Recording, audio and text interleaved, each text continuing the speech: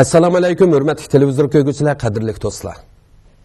Bir korxonchiga nisbatan aytganda, o'zi ishlagan tunji mahsulot to'limi muhimdir. Chunki tunji qadam yaxshi besilsa, shu korxonaning kelgusidagi hayotiy kuchi, innovati, obro'yi, shundaqla uning madaniyati hasilab oshadi. Biz bugun sizlarga 2 nafar egilik tikliguchining ta'sirli ish izlarini so'zlab beramiz. Ular qandaqdir tog'ni talqon qilgan emas. Shundaqla zo'r shon-sharaflarga va tugumas boylikqa erishganmi emas. Ular o'z yo'lda to'xtamay tirishgan. O'ziga, oilasiga va atrofdagilarga umid bag'ishlagan. Men oldi bilan bugungi suhbat taklif qilingan to'rdagi aziz mehmonlarni tanishtirib o'tay. Shinjang tibbiy javhar biofan texnik cheklik shirkatining direktori Olimjon Nasrullah.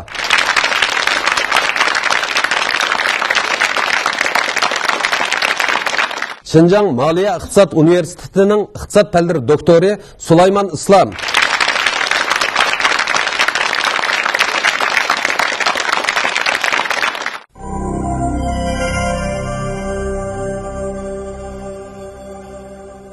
Endi bizniki Uyg'ur korxonachilarimizmi hozir shu o'zimizniki an'anaviy madaniyatlarni qazib chiqarib, shu madaniyatga hamda mablag' solyapti. Bundan keyingi planim mayli zanz tibobatim olsun, mayli Cumhuriyet'in olamdı, mayli Moğol olamdı.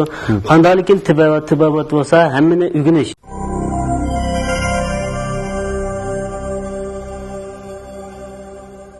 Endi Olimjon, bu yil qancha yoshga kirdingiz? 28 yoshga. 28 yoshga. To'y qilganmi? Qilgan. Siz Xotanning qaysi joyi tug'ilgan? Xotanning xilvat yeziridan biri bo'lgan Tavakkul yezisi. Tavakkul yezisi. Tavakkul yezisi Xotanga qancha kilometr jiroqlikda? 97 kilometr.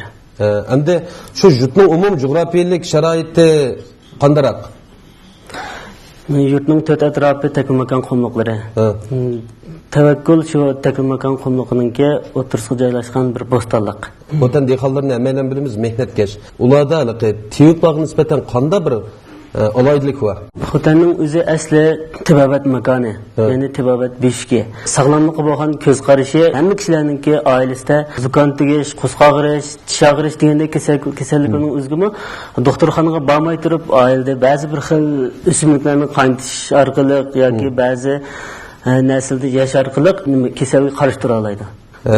Endi yana egallashimcha siz 21 yoshingizda o'zingizning yurtda ash tavakkuldan chiqib jiroq bir safarga otlanibsiz. Ya'ni Qinxay Shizongga yuribsiz. Siz endi shu Qinxay Shizongga nima ish qilib borgan?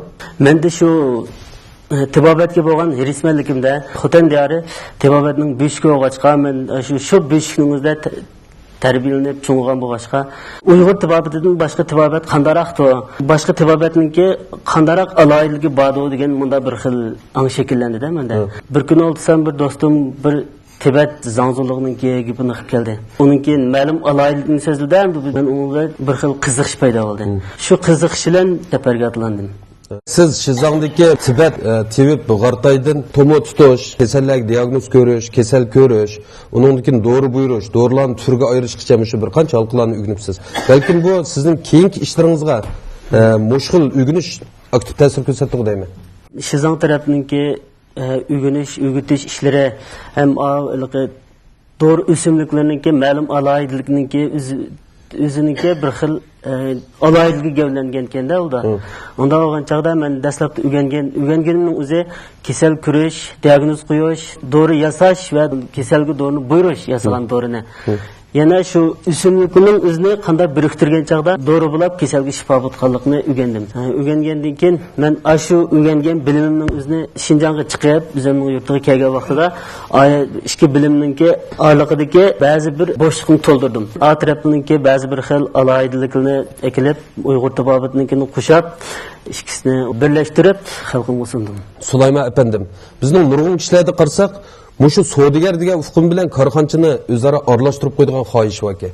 Siz mush fursatda savdogar bilan korxonchininki tüp farqi haqida bir to'xtalib o'tsangiz. Evet, ko'z qarashlarimizga qarasak, odatda biz savdogar bilan korxonchidan jiq farqlanib ketmaydi. Nima uchun deyilgan vaqtimizda, endi biz korxonachi degan bu hukm bizningki shu Uyg'urlarga singib kirgan vaqtini endi shu ozodlikdan keyingi vaqtlarda shakllangan bir hukm deb qarasak bo'ladi. Endi hozir shirkat ochdik, direktor bo'ldik deydi. Bu hukmlar texnik yangi hukmlar. Lekin endi bizningki shu Shinjang rayonimizningki shu tarixini bo'lib Uyg'urlarningki umumiy tarixini sezdirib kelsak, endi bu savdogarchilik degan bu hukm endi biroz uzun tarixiga. Endi bu savdogarchilikdan korxona chiqishi o'tish bu jarayonni dastlabida bu Angliyada 1600-yillarda boshlab bu korxona degan bu hukm shakllangan. Shu vaqtdan keyin bu korxonachi bilan savdogar degan bu ikki hukmni ingliz tilida dastlab farqlandirgan buni uchun. Farqlandirgan vaqtimizda savdogar deganni pul tepish uchun aldirash yuradigan odam deb buni biznesmen degan buni uchun. Undan keyin bu korxonachi degan narsani ma'lum bir qimmatni, o'zining hayotiy qimmatini amalga oshirish uchun bir ijtimoiy qimmatni qo'g'lashib, davomli olg'a intilguchi, loyilguchi, tirishquchi degan ma'noda enterprise gasini qo'llangan. Endi konkretni qilib aytgan vaqtimizda savdogarning qo'g'lishligini o'zining qimmati bo'lsa, korxonachining qo'g'lishligini uning ijtimoiy qimmatini qo'g'lashadi. Endi savdogarning qo'g'lishligini qisqa muddatli manfaat bo'lsa, korxonachining qo'g'lishligini uzun muddatli manfaat bo'ladi. Endi savdogar har vaqt mush qimmat qarshida tor doiradagi bekinmishlik ichida bo'lsa, bizning korxonachilarimiz u har vaqt jamiyatni, millatni va kelgusidagi shu bir falsafiy shu hukmga ega bo'lgan, mana shunday bir kelgusidagi parlaq nishonni qo'g'lashmaydigan mana shunday odamlar bo'ladi. Shuni biz korxonachilarda qanday bo'ladi desa, bir yo'lni qo'g'lashib, biz o'ziniki dastlabida xiyol qilgan irodasini amalga oshiradigan joyillik, tirishchanlik va olg'a intilish ro'y bo'ladi. Yuqorida biz Sulaymon efendimning bayonlarini anglab o'tdik. Endi Olimjon, Muşu sizlarning Şinjan tibbiy javar biopentexnik şirketi bozorga salgan mush sog'lomlik mahsulotlarini bir sanab o'tamiz. Qaysi mahsulotlarni bozorga soldinglar? 2018-yili 3-oyda men shirkatni angaldirib qurib, shu vaqtda o'zimning nishonda 9 xil mahsulot chiqitma degan nishonim bor edi. Chunki men shuningdan burun nurg'ulg'an sinovdan o'tkazib, shu jamiyatdagi ko'plagan kasalliklarning o'zi avvatgan kasalliklar qarta tadqiq qo'ygan mahsulotlar bor deb. Shuning bilan 2008-yili angaldirib mahsulotni ishlab bozorga soldim. Bu mahsulotlarningki asos tarkibiningki 70% shizongniki xam materiali. Qolgan taraflarningki 30%si Uyg'ur tibobida ishlatib kelayotgan, chet eldan kiritgan, Shinjongda chiqqan o'simliklarningki javherida birlashtirib ishlab chiqadi. Sizning izchil bo'shashmay, mushu yo'lda minishingizga zot nima turtki bo'lgan? Amaliyotda oliy maktabda o'qimaganimga menmi mayislanmayman, lekin meniki o'qigan oliy maktabim amaliy maktab o'qidim. Bu amaliy maktabning o'zi menga ko'plagan achchiq so'g'oq va foyda ziyonni akeldi. Mushu jarayonda pishib yetildim. Yuqorida biz mushu 2 yosh igilik tikliguchining bayonlarini angladik. Bularning tunji mahsuloti bilan tanishib chiqdik. Ham Sulaymon efendim, barliq korxonchilar, barliq kishilar samimiyat qurilishi, samimiyatga ahamiyat bergan vaqtida cho'qim ularning ishlari kelgusi parlaq bo'ladi. Undaqda biz mushu milliy korxonchilarga samimiyatni ta'kidlashning qanday muhim zaruriyati bor? Endi samimiyatni ta'kidlashimizning sababi nima desa, burun biz bu narsani ma'lum bir noqul oldiki, shu falsafiy hukm va yoki bo'lmasa biz buni etikadagi bir hukm deb qaraydik. Lekin hozir endi biz shu bozorlikninki jonlanishga erishib, endi sуда, shu setiq ishlarimizdagi samimiyatsizlik sababidan kelib chiqayotgan nurg'unlagan hadislar bizning ko'z oldimizda ko'rilib turibdi. Shuni biz bu yerda deyilayotgan narsa nima desa, har qanday bir korxonachida samimiyat bo'lish kerak degan mana shu narsani ta'kidlab kelyapmiz. Endi buningda bir narsa aniq bo'lsin, men oldin so'zlab o'tgan vaqtimizda savdogar bilan korxonachining farqi qayerda deyilgan vaqtimizda biz korxonachi u jamiyatga mas'ul bo'ladi dedik. Jamiyatga mas'ul bo'lishning oldingi bir shart nima bo'lsa, jamiyat qanday qilgan mas'ul bo'ladi. U samimiy bo'lgan vaqtimizda ondan mas'ul bo'ladi. Agar u samimiy bo'lmasa, jamiyat buni mas'ulligini xohlamaydi, buning mas'ulligini. U jamiyat uni inkor qilib yetadi. Agar u samimiy bo'lmasa, ishlarini ro'naq topqizolmaydi. Uning mas'uliyati davomli jamiyat tomonidan qabul qilinmaydi. Iste'molchilar unimi cho'qim bozordan shallab chiqarib yetadi. Bunday bo'lgan vaqtimiz u o'zininki kelgusi yaratmoqchi bo'lgan ijtimoiy qimmatni yaratolmaydi. Shuni biz eng og'risi ta'kidlab kelgan narsamiz nima desa, har qanday bir mas'uliyatni ishlab chiqargan vaqtimizda, har qanday bir mulozimatni o'tirib chiqarganda, u cho'qim o'zininki ash mas'uliyatlarga nisbatan bir xil samimiy pozitsiya bo'lishi kerak. Bu bir o'zining mas'uliyati pozitsiyasi samimiy bo'lishi kerak. Ikkinchisi shu mas'uliyati orqali jamiyatga bergan va'dasi samimiy bo'lishi kerak bu. Uchinchisi shu mas'uliyatningki kelgusi jamiyatdagi har qanday bir setib olgan iste'molchiga nisbatan samimiy pozitsiyada turish kerak. Mana shunday 3 xil samimiylik. Biri o'ziga samimiy bo'lish kerak, mas'uliyati samimiy bo'lish kerak, uningkin iste'molchiga samimiy bo'lish kerak. Mana shu 3 xil samimiylikni birlashtirib, o'zininki shu korxona ishlab chiqarayotgan mahsulotlarga va mahsulotdan keyingi setishdan keyingi har bir halqalarga singdirib ketadigan vaqtimizda vaqtingizda u ondan bir jamiyatga samimiy bo'lgan bo'ladi. Ondan u haqiqiy bir korxonchiga aylanadi. Shuning bizningki milliy korxonchilarimizning hozir qadar bo'lgan mushtarakat ahvolida biz texi ma'lum bir korxonaningki samimiyatsizligi tufaylidan texi cho'ng-cho'ng matbuotlarda yoki bo'lmasa cho'ng-cho'ng iqtisodiy dilolar turilganini anglab boqmadik. Lekin mening tavsiya qiladiganimiz dal mushundaq ahvollar hamda bozor egligida nima o'tsa manfaat bakaman narsa. Manfaatni azroqli manfaatni debla aş pul uchun ba'zi vaqtimizda dumtushibla o'zining samimiyatini setadigan ahvollar kelib chiqadi. Endi bizningki tavsiya qiladiganimiz har qanday bir korxonchi, milliy korxonchilarimiz cho'qim mushg'ul samimiyat bilan olg'a qarab mangsa, garchi ularning qisqa muddatda topadigan foydasi oz bo'lsa-mu, lekin kelgusida bular shu samimiyat bilan endi dunyoning sahnasida, savdo sahnasida o'zini joriy qildira oladi, o'zining mahsulotlarini dunyo savdo sahnasiga ko'tarib chiqa oladi deb qarayman. Olimjon, hozir bu şirketimizde qancha adam ishlaydi? 17 adam ishlaydi. 17 adam ishlaydi. Bularning o'qish tarihi qanday? Oliy maktab bitagan bolalar bormi? Hammasi oliy maktab bitaganlar. Ularningki birdan-bir qiziqtigini iqtisod pul emas. Faqat nechisi shu mahsulotningizni ichib ko'rib baqib, hatto yevdi kelgan xizmatchilaringizga avval mahsulotni bir yishdan sovg'a qilib, bizam mana ichib ko'rib baqinglar, undan keyin ishlamaslikni uni qaror qildi deb ashadikman. Yoki o'zida u kasallik bo'lmasa boshqa doktorga sovg'a qilish orqali o'zi ko'rib baqadi. Shu mahsulotninki samimiyligi o'zim mening ma'lum ortiqchiligimniki bo'lganligidan shular shuni ishlab turibdi. Endi bundan keyin kelgusi planingiz qanday? Kelgusi planim uzun qolmay zavod qurib, o'z diyorimizdan bo'lgan ishchi xizmatchilarni o'rlashtirib qitgan planim bor. Yana biri endi hozirmi o'zimizniki milliy korxonalardan biri bo'lgan bu ixboriy shirkatida, davlat ixboriy shirkatida ishlab turyapmiz. Bundan keyingi planim mahsulotining o'zini mayli zanz tibobitimi bo'lsin, mayli Jo'yini olamdı, mayli Moğol olamdı. Qandaylikin tibobat bo'lsa, hammani o'rganish o'zimning shaxsiy maqsadim. Undaqda siz mush korxonani boshqaryapsiz. O'rganishga nisbatan qanday bir yerismanlik bor sizda? Men o'rganishga nisbatan nurg'ulg'an o'zimningki duch kelgan masalalar bor. O'zimning xizmat doirasining ichida. Shu masalaningizda o'rganishga tegishli nurg'ulg'an bilimningki kamchil qolganligini o'zim his qilib, shuning uchun tirishib turyapman. Endi Sulaymon apandim siz bir baho berib baxsangiz, shu 2 yoshning biz o'rganishga tegishli qanday ruhiy bor deb qaraysiz? Endi biz bu ishkalarniki shu futul jarayonini kuzatsak, endi bir o'zidagi shu dastlabdagi shu yoshirin iqtidori zodi qaysi taraf bo'lsa, shu tarafga qarab taraqqiy qilishni endi o'zining taraqqiyot yo'lini tanlab olgan.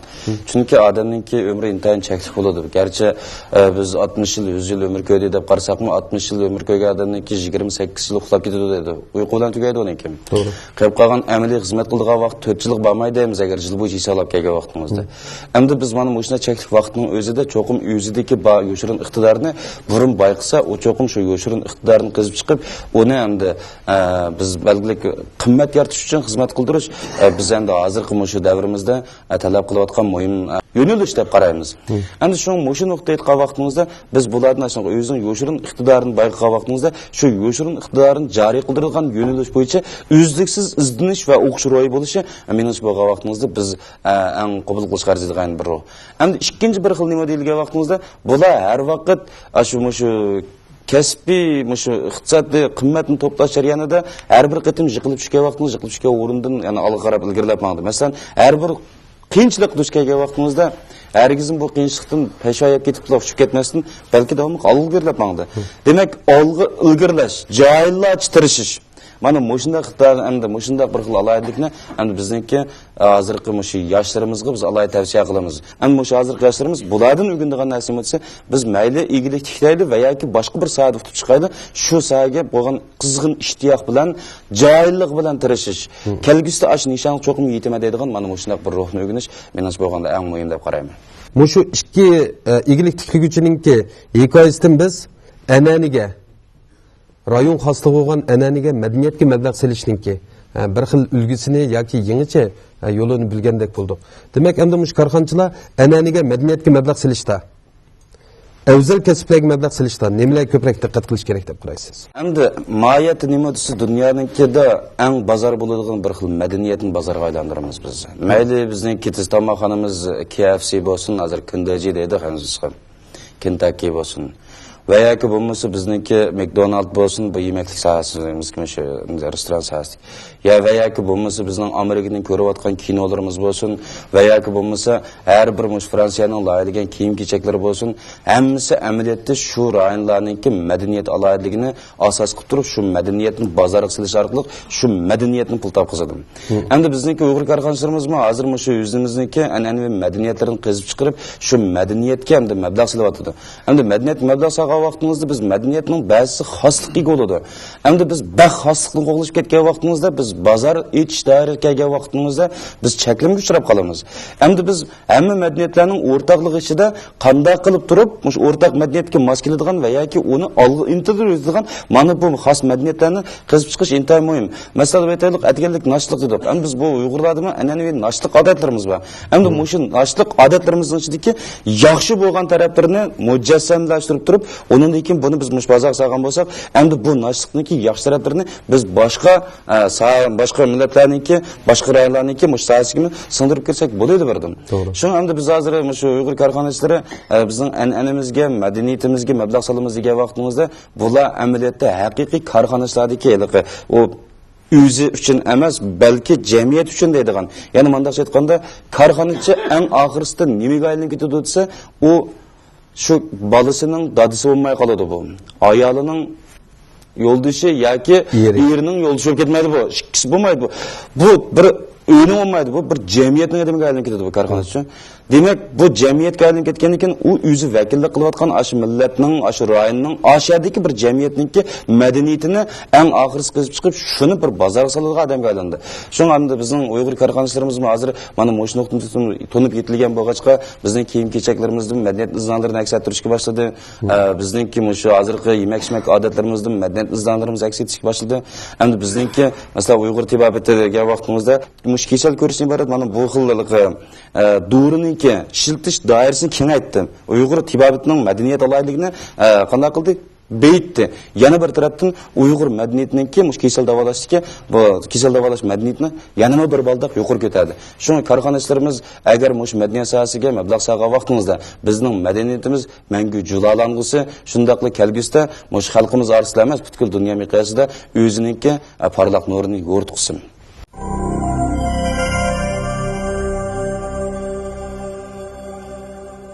Özümüzün yo'qitib qo'ygan, unutilib qolgan an'anamizni, ota-bobomizning qolgan nurg'unlagan narsalarimizni biz yo'qitib qo'yapmiz. Bu turmushda bor narsalar. Mana bu izlanishga bog'liq narsa, tirishga bog'liq narsa.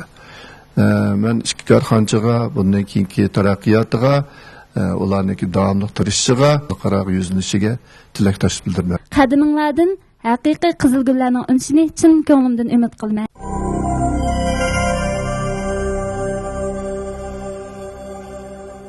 Milliy tuproq, milliy an'ana va milliy madaniyatga herismanlik bilan qaragan, uni muhabbat bilan parvish qilgan, uningdan qimmat yaratgan kishilar sharafli insonlardir. Biz atrofimizdagi kishilarga nur va issiqlik bag'ishlagan barliq sharafli kishilarga ehtirom bildiramiz. Bosqan izinglar gul bo'lsin. Bugungi suhbatimiz mushada oxirlashdi. Kelar hafta ko'rishaylik, xayr xo'sh.